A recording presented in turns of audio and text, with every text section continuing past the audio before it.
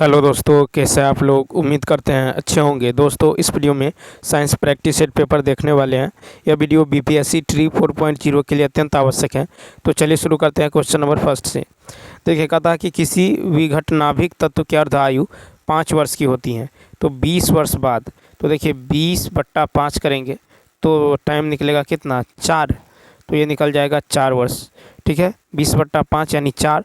अब क्या करेंगे, तो यहाँ पे टी हाफ, ठीक है, टी हाफ के पावर 4 कर देंगे, यानी 1/2 के पावर 4 करेंगे तो ये आ जाएगा 16। कितना आएगा, 1/16, यानी इसका दूसरा ऑप्शन क्या होगा, राइट होगा। नेक्स्ट देखिए, कहता है कि पृथ्वी के चुंबकीय क्षेत्र का कारण है। तो पृथ्वी के चुंबकीय क्षेत्र का कारण है फर्स्ट ऑप्शन। तो देखिए, भूक्रोड के अंदर की चक्रक धाराएं, भूक्रोड के अंदर की चक्रक धाराओं के कारण ही पृथ्वी के चुंबकीय क्षेत्र का निर्माण होता है। इसी को भूचुंबकीय क्षेत्र भी कहते हैं। ठीक है, नेक्स्ट क्वेश्चन देखिए।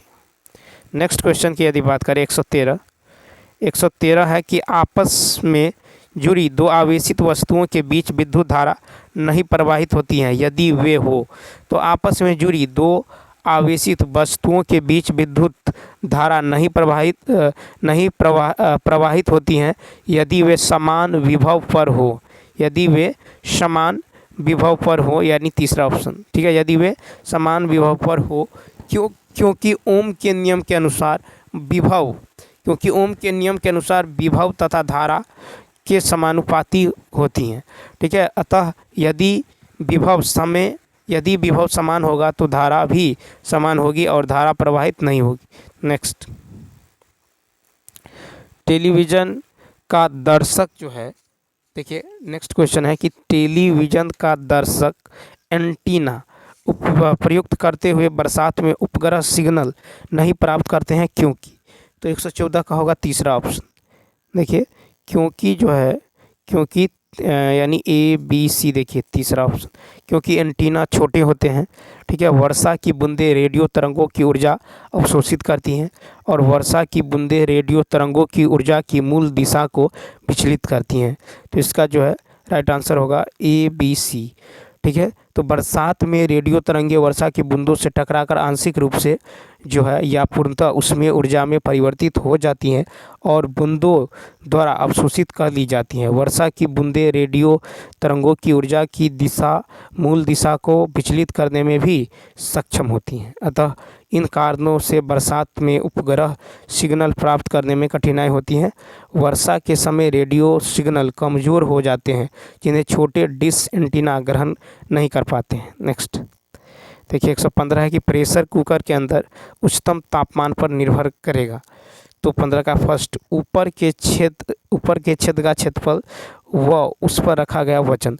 प्रेशर कुकर में वायुमंडलीय दाब से अधिक दाब उत्पन्न करके खाना बनाने की व्यवस्था जो है होती है। ठीक है, प्रेशर कुकर में वायुमंडलीय दाब से अधिक दाब उत्पन्न करके खाना बनाने की व्यवस्था होती है। अधिक दाब होने के कारण कुकर में दाल जो है 100 डिग्री सेल्सियस से अधिक ताप पर तक गर्म किया जा सकता है, क्योंकि अधिक दाब पर जल का क्वथनांक अधिक होता है। प्रेशर कुकर के अंदर उच्चतम तापमान ऊपर के छेद के क्षेत्रफल एवं उस पर रखे गए वजन पर निर्भर करता है। नेक्स्ट फिर है कि निम्नलिखित परिघटनाओं पर विचार कीजिए। तो देखिए, इसका जो है ये हो जाएगा आपको, इसका तीसरा देखिए ए बी और डी।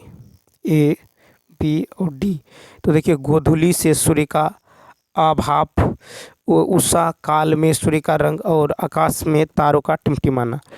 तो संध्या के समय सूर्य का आकार बड़ा दिखना एक जो दृष्टि भ्रम है।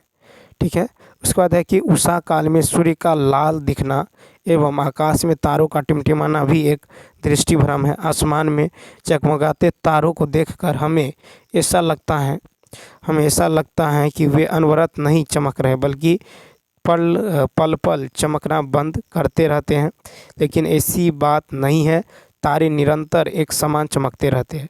वायुमंडल में विभिन्न घनत्व वाली परतें होती हैं, अतः तारों से चलने वाले प्रकाश का अपवर्तन इन विभिन्न घनत्व वाली परतों से होता है और प्रकाश की मात्रा जो है घट बढ़ जाती है, साथ ही वायुमंडलीय की परतें भी जो है हिलती रहती हैं, अतः तारे टिमटिमाते नजर आते हैं। नेक्स्ट देखिए 117 है कि पानी के 4 डिग्री सेल्सियस पर शरीर तैरता है, यदि तापमान 100 डिग्री सेल्सियस हो जाए तो देखिए फर्स्ट ऑप्शन शरीर डूब जाएगा। तो द्रवों को गर्म करने पर उनके आयतन में वृद्धि परंतु घनत्व में कमी होती है। द्रवों को गर्म करने पर उसके आयतन में वृद्धि परंतु घनत्व में कमी होती है। 4 डिग्री सेल्सियस पर शरीर पानी में तैरता है, ठीक है। 4 डिग्री सेल्सियस पर शरीर जो है पानी में तैरता है, क्योंकि शरीर का घनत्व 4 डिग्री सेल्सियस पर जल के घनत्व से कम होता है। जब तापमान 100 डिग्री सेल्सियस हो जाएगा तो पानी का घनत्व शरीर की अपेक्षा कम हो जाएगा और शरीर डूब जाएगा, ठीक है। तो क्या होगा, शरीर जो है डूब जाएगा यदि 4 डिग्री सेल्सियस के जगह जो है तापमान 100 डिग्री सेल्सियस हो जाए तो पानी का घनत्व शरीर की अपेक्षा कम होगा और शरीर डूब जाएगा। नेक्स्ट फिर है कि एक पानी का पंप जमीन की सतह के 10 मीटर नीचे की सतह से पानी खींचता है। पानी को 30 किग्रा प्रति मिनट की दर से नगण्य वेग से पंप किया जाता है। इस कार्य को करने के लिए पंप द्वारा आवश्यक न्यूनतम शक्ति, तो देखिए यहाँ पे निकाल लेंगे 30 और ये हो जाएगा बट्टा में 60, 30/60, ठीक है, किग्रा पर सेकेंड की दर से पंप किया जाता है, ठीक है। तो यहाँ से एच जो है, और एच कितना है 10 मीटर, एच दे दिया गया है 10 मीटर हाइट। तो शक्ति बराबर क्या होता है, देखिए तो शक्ति बराबर होता है किया गया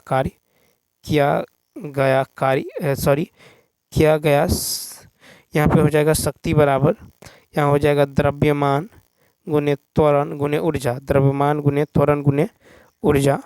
तो पावर बराबर होगा द्रव्यमान गुने त्वरण गुने ऊर्जा और बट्टा में समय, ठीक है। बट्टा में क्या होगा, समय होगा। तो शक्ति बराबर आपको तो यहाँ पे हो जाएगा,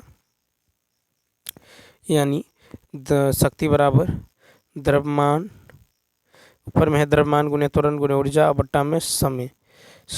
तो यहाँ पे शक्ति बराबर होगा 30 गुने, देखिए 30 गुने 9.8, ठीक है। 30 गुने जो हो जाएगा आपको यहाँ पे 9.8 गुने कितना होगा, गुने 10, ठीक है। बट्टा में कितना होगा तो 60, ठीक है। तो द्रव्यमान जो है 30, उसके बाद जो है यहाँ पे त्वरण जो है 9.8, उसके बाद ऊर्जा कितना है, तो ऊर्जा जो है यहाँ पे 10, ऊर्जा जो है कितना लिए हैं 10 और बट्टा में समय कितना तो 60। इसको सॉल्व करेंगे तो ये आएगा 49 जूल पर सेकेंड, यानी ए ऑप्शन। नेक्स्ट कहता 0.3 kg द्रव्यमान की किसी वस्तु पर F बराबर kx कार्यरत है और k बराबर 15 जो है न्यूटन पर मीटर है। वस्तु का प्रारंभिक त्वरण क्या होगा जब इसे मूल बिंदु से 20 सेंटीमीटर दूरस्थ बिंदु से जोड़ा जाता है।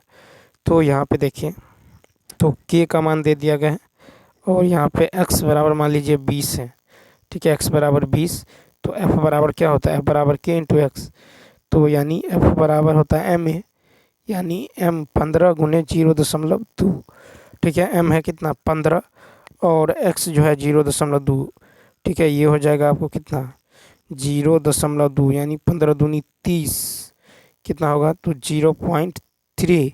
तो a बराबर यहाँ पर कितना है 10 मीटर पर सेकेंड स्क्वायर, ठीक है। तो a बराबर कितना निकलेगा 10 मीटर पर सेकेंड स्क्वायर, यानी दूसरा ऑप्शन। नेक्स्ट देखिए कहता है कि 10 वोल्ट और 100 वोल्ट विद्युत विभव के दो बिंदु क्रमशः ए और बी, ए से बी तक एक आवेश क्यू लिया जाता है जिसमें 18 जूल कार्य किया जाता है। तो क्यू का मान क्या होगा, तो देखिए तो दिया हुआ है कि किया गया कार्य 18 जूल, ए और बी पर क्षमता 10 वोल्ट और 100 है। तो कहता है डब्ल्यू बराबर क्या होता है, डब्ल्यू बराबर होता है क्यू इंटू डेल वी। तो यहाँ पे होगा 18 बराबर हो जाएगा थीटा इंटू मान लीजिए 100 - 10, ठीक है। तो ये हो जाएगा कितना, तो 18/90, ये घट के होगा 90, 18/90 यानी 0.2 कूलम्ब हो जाएगा, ठीक। यानी इसका होगा बी ऑप्शन। फिर है कि चुंबकीय क्षेत्र की रेखाओं के संबंध में निम्नलिखित में से कौन सा कथन सही नहीं है। तो देखिए तीसरा जो है, ये तीसरा जो है सही नहीं है। तो चुंबकीय क्षेत्र रेखाएं हमेशा बंद लूप बनाती हैं। चुंबकीय क्षेत्र रेखाएं, चुंबकीय जो क्षेत्र रेखाएं हैं, चुंबकीय क्षेत्र रेखाएं हमेशा बंद लूप, ठीक है, बंद लूप बनाती हैं, ठीक है। नेक्स्ट देखिए 122 है कि प्रकाश की किरण एक कांच से होकर गुजरती हैं जिसकी मोटाई t और अपवर्तनांक n है। यदि निर्वात में प्रकाश का वेग c हो तो प्रकाश द्वारा कांच की इस मोटाई को पार करने में कितना समय लगेगा। तो 122 का देखिए, तो यहाँ पे अपवर्तनांक सूचकांक बराबर हो जाता है निर्वात में प्रकाश की चाल बटे माध्यम में प्रकाश की चाल, ठीक है।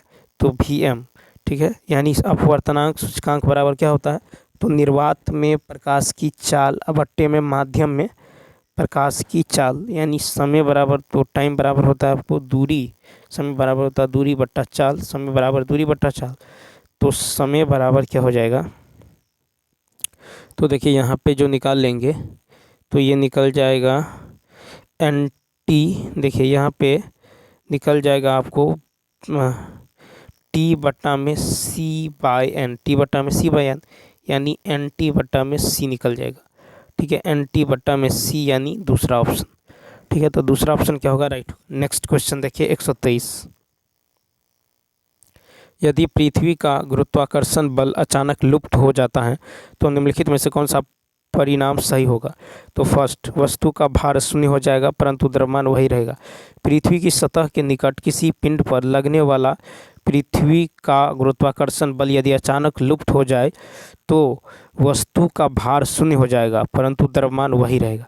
पृथ्वी के से ऊपर जाने पर तथा नीचे जाने पर भार घटेगा, ठीक है। तो यदि पृथ्वी का गुरुत्वाकर्षण बल अचानक लुप्त हो जाता है तो वस्तु का भार शून्य हो जाएगा परंतु द्रव्यमान वही रहेगा। नेक्स्ट देखिए 124 आधुनिक आवर्त सारणी में समान वर्ग के तत्वों में समान खाली स्थान होता है। तो देखिए ये होगा आपको संयोजी इलेक्ट्रॉन।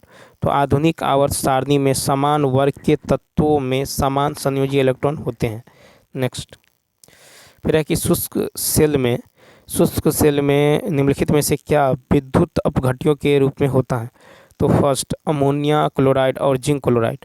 तो शुष्क सेल में अमोनिया क्लोराइड और जिंक क्लोराइड का विद्युत अपघट्य के रूप में प्रयोग होता है। शुष्क सेल में जस्ते का बर्तन होता है जिसमें मैग्नीज डाइऑक्साइड, नवसादर, कार्बन आदि भरा रहता है और इस सेल का पुनः अवशेषण नहीं किया जा सकता है तथा एक बार प्रयोग कर लेने से वह बेकार हो जाता है। इसमें कार्बन की छड़ एनोड का कार्य करती हैं जबकि स्वयं जस्ते का बर्तन कैथोड का कार्य करते हैं।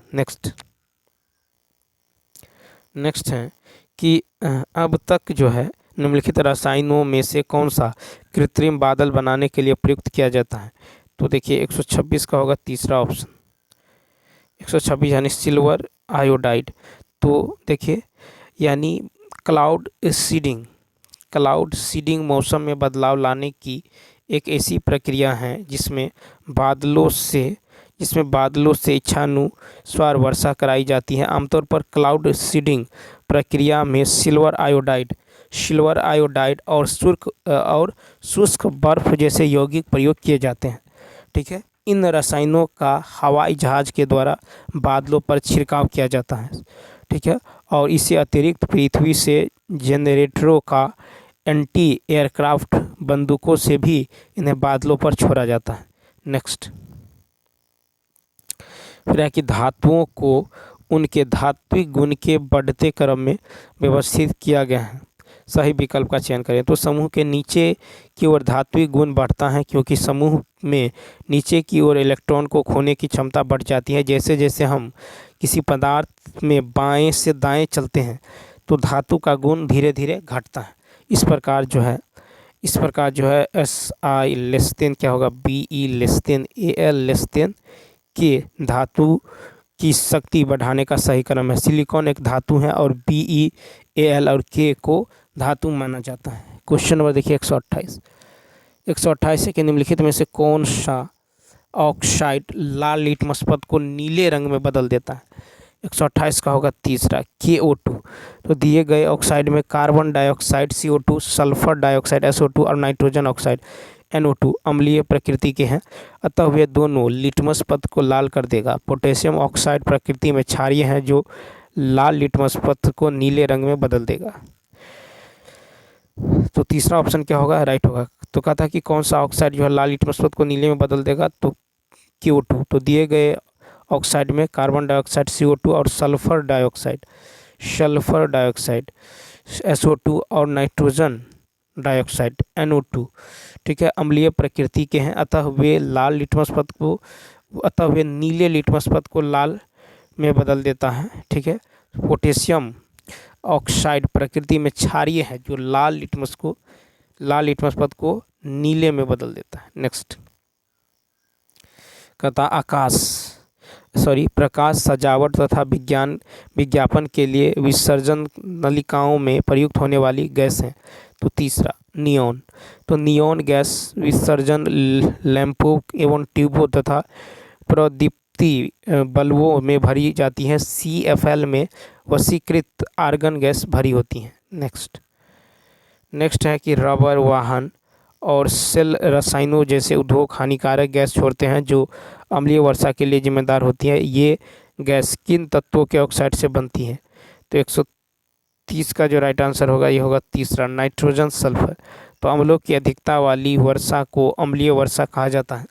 ठीक है, अम्लीय वर्षा में मौजूद SO2 और NO2 हैं जो बारिश की बूंदों में घुलकर प्रकाश क्रमशः जो है कार्बोनिक अम्ल, सल्फ्यूरिक अम्ल और नाइट्रिक अम्ल बनाते हैं। नेक्स्ट है कि निम्नलिखित में से कौन सा मिश्रणों के समुच्चय को निरूपित करता है। दूसरा वायु, दूध, साबुन का झाग, मृदा, समुद्र का पानी। वायु, दूध, साबुन का झाग, मृदा, समुद्र, पानी मिश्रण के समुच्चय को निरूपित करता है। नेक्स्ट देखिए 132 है। 132 की यदि बात करें तो कहता है कि किसी रासायनिक अभिक्रिया में निहित पदार्थों के निम्न पहलुओं को देखिए। 132 का होगा आपको, तो 132 का 3 C और D यानी प्रत्येक पदार्थ के परमाणुओं की संख्या और D है कि सभी पदार्थों के सभी परमाणुओं के द्रव्यमान का मान। तो 132 का होगा कि सभी सामग्री रसायनों से बनी है। रासायनिक प्रतिक्रिया में रसायनों के बीच परस्पर क्रिया शामिल होती है, जैसे कि सभी अभिकारकों को नई सामग्री में बदल जाती है और रासायनिक परिवर्तन से पहले और बाद में परमाणुओं की संख्या समान होती है लेकिन अणुओं की संख्या बदल जाती है। ठीक है, नेक्स्ट फिर है कि जब कोई धातु अम्ल से अभिक्रिया करती है तब एक गैस उत्पन्न करती है। इस गैस के संदर्भ में कौन सा कथन सत्य है। 133 का होगा 3 यानी यह जो है पॉप की ध्वनि के साथ जलती है। तो जब कोई धातु अम्ल से अभिक्रिया करती है तब साल्ट और हाइड्रोजन गैस उत्पन्न होता है। अशुद्धियों की उपस्थिति के कारण हाइड्रोजन गैस पॉप ध्वनि के साथ जलती है। फिर है कि वाष्पीकरण के बारे में निम्नलिखित में से कौन सा सही नहीं है। तो दूसरा तापमान में वृद्धि से वाष्पीकरण घट जाता है।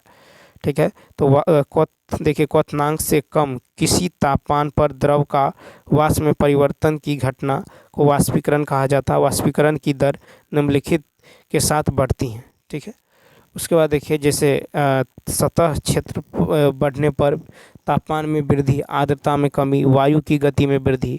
ठीक है, नेक्स्ट डाल्टन के परमाणु सिद्धांत के बारे में निम्नलिखित में से कौन सा कथन सही नहीं है। तो दूसरा ऑप्शन।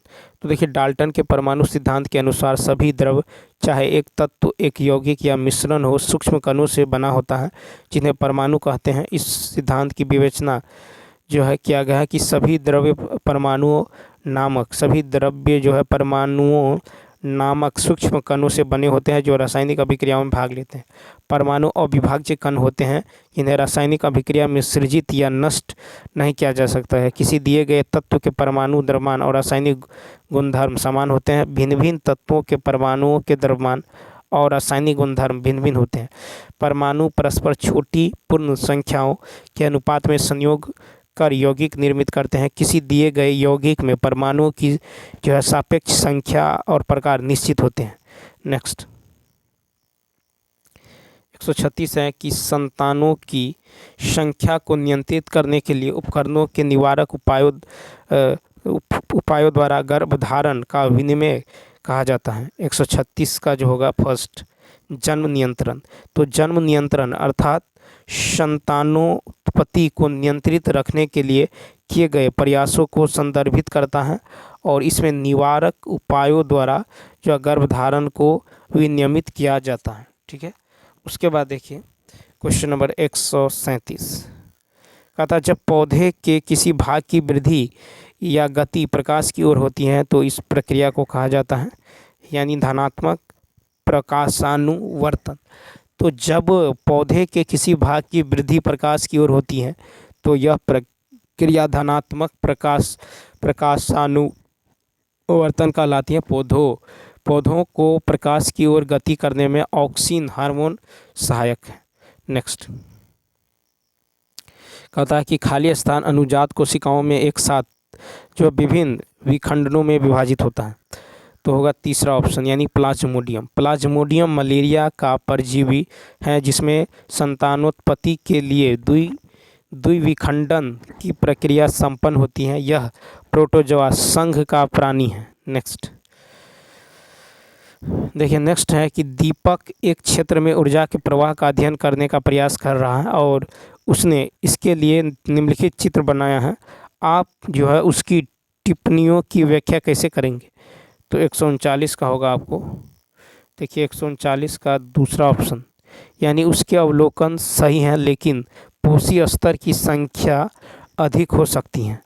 ठीक है, तो देखिए कि जब कोई देखिए यहाँ जो है क्वेश्चन नंबर 139 है, यहाँ पे है देखिए यहाँ पे है शेर, घास, कीट, हिरन, बंदर, चट्टान।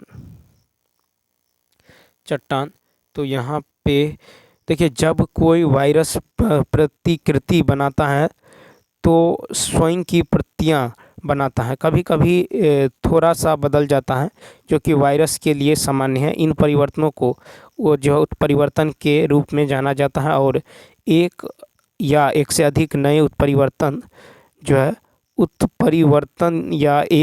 एक से अधिक नए उत्परिवर्तन वाले वायरस को मूल वायरस के संकरण के रूप में जाना जाता है।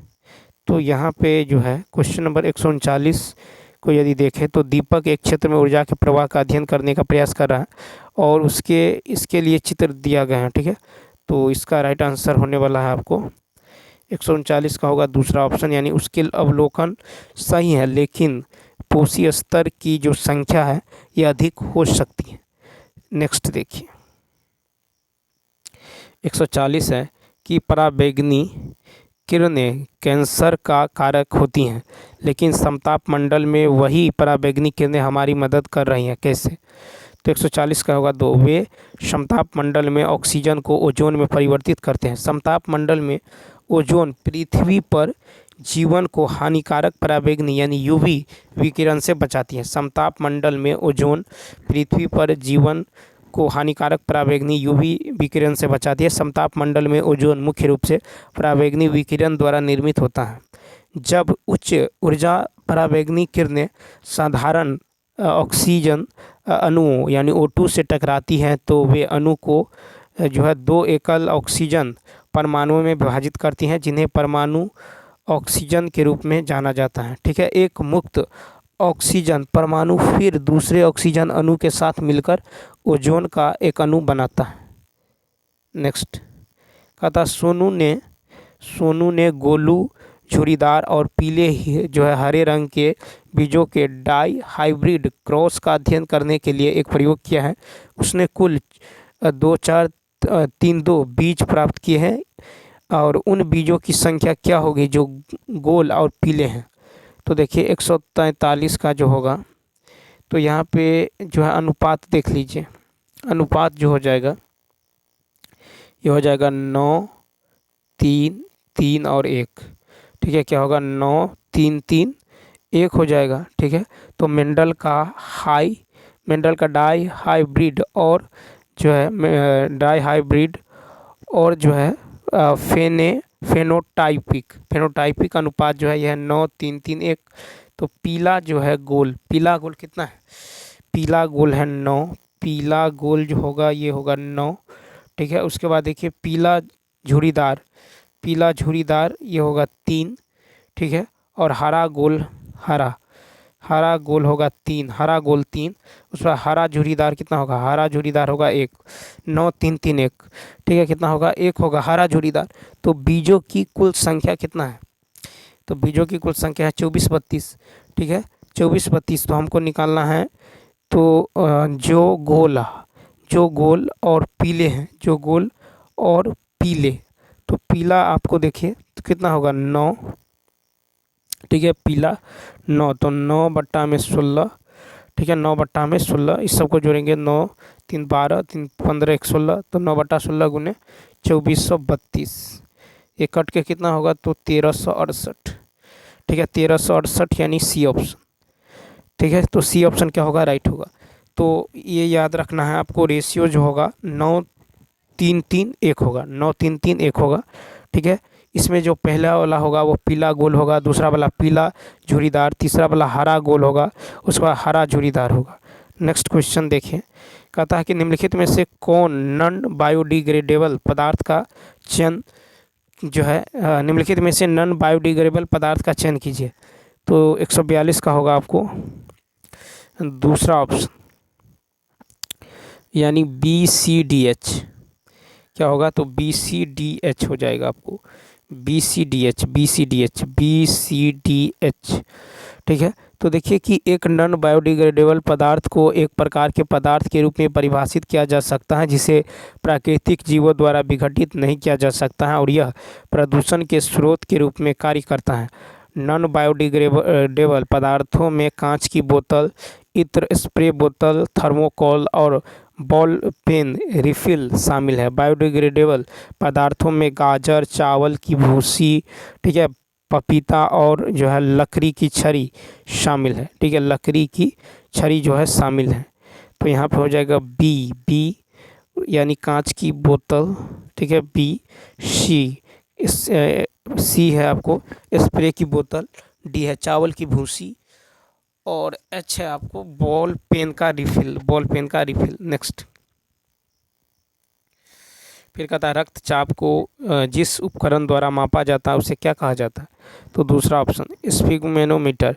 रक्त दाब मापी या रक्तचाप मीटर एक उपकरण है जिसका उपयोग रक्तचाप को मापने के लिए किया जाता है। बैरोमीटर यह एक वैज्ञानिक उपकरण है जिसका उपयोग वायुमंडलीय दबाव को मापने के लिए किया जाता है। फोटोमीटर एक ऐसी उपकरण है जो पराबैंगनी से अवरक्त या दृश्यमान स्पेक्ट्रम सहित विद्युत चुम्बकीय विकिरण की ताकत को मापता है। मैनोमीटर जो है ये दाब को मापता है। नेक्स्ट, तो देखिए यहाँ पे जो हो जाएगा आपको 144 है, निम्नलिखित मधुमक्खियों की भाषा की पहचान करने के लिए नोबेल पुरस्कार दिया गया। तो 144 का होगा दूसरा ऑप्शन। ठीक है, क्या होगा 144 का दूसरा, केवी फ्रिस्क को। तो देखिए मधुमक्खियों की भाषा की पहचान के लिए केवी फ्रिस्क को वर्ष 1973 में चिकित्सा विज्ञान के क्षेत्र में नोबेल का पुरस्कार दिया गया है। नेक्स्ट देखिए, फिर है कि पुष्पों के जनन अंगों के बारे में नीचे दी गई सूचनाओं के आधार पर जो है A, B, C और C को पहचानिए। तो 145 का हो जाएगा तीसरा। क्या होगा तो तीसरा होगा, यानी A अंडाशय, B पुंकेसर, C स्त्री केसर। अंडाशय, पुंकेसर, स्त्री केसर। ठीक है, अंडाशय, पुंकेसर और स्त्री केसर। तो 145 में यदि देखें तो ये जो हो जाएगा कहता जनन ग्रंथि जिसमें एक या अधिक बीजांड होता है, यानी जनन ग्रंथि जिनमें एक या अधिक बीजांड होता है, यानी अंडाशय। ठीक है, ये होगा अंडाशय। उसके बाद देखिए पुष्प का नर जननांग, ये कहलाता है पुंकेसर। पुष्प का नर जननांग कहलाता है पुंकेसर। ठीक है, पुष्प का नर जननांग पुंकेसर। पुष्प का मादा जननांग कहलाता है स्त्री केसर। ठीक है, तो देखिए पुष्प का नर जननांग पुंकेसर, पुष्प का मादा जननांग स्त्री केसर। तो अंडाशय, ठीक है, पुष्प का नर जननांग पुंकेसर और मादा जननांग स्त्री केसर। तो यह हो जाएगा बीजांड, अंडाशय, पुंकेसर और स्त्री केसर। 146 निम्नलिखित में से वे कौन सी अवस्थाएं हैं जिनमें चक्रवात बन सकता है? तो 146 का होगा तीसरा ऑप्शन, यानी क्या होगा, तो निम्न दाब का निकाय जिसके चारों ओर उच्च वेग की पवनें परिक्रमा करती हैं। ठीक है, तो चक्रवात जो है, चक्रवात हवा के ऐसे तूफान हैं जो कम दबाव वाले क्षेत्रों में भारी वर्षा के साथ पैदा होते हैं।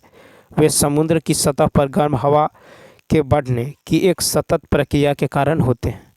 ठीक है, देखिए जिसमें गर्म खाली जगह पर चारों ओर की ठंडी हवा भर जाती हैं जो बारिश का कारण बनती है। नीचे दिए गए कौन से कथन सही हैं? तो फर्स्ट, तो किसी हाथी में कोशिकाओं की संख्या किसी बंदर की कोशिकाओं की संख्या की तुलना में अधिक होती है। ठीक है, तो यहाँ पे जो है फर्स्ट ऑप्शन क्या होगा, राइट होगा। कोशिका का आकार जीव के आकार से स्वतंत्र है। बंदर और हाथी की कोशिका का आकार कोमोबेश एक जैसा होता है, हालांकि कोशिकाओं की संख्या अलग अलग होती है। हाथी जैसे बड़े जीवों में कोशिकाओं की संख्या बंदर जैसे छोटे जीवों की तुलना में बहुत अधिक होती है।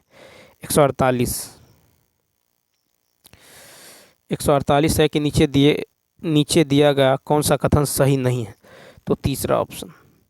तो देखिए शीत निष्क्रियता जीव का शारीरिक और मौसमी अनुकूलन जो है, जिससे पूरे वर्ष एक ही क्षेत्र में रहने वाले जीवों में ऊर्जा दक्षता अधिकतम रहता है।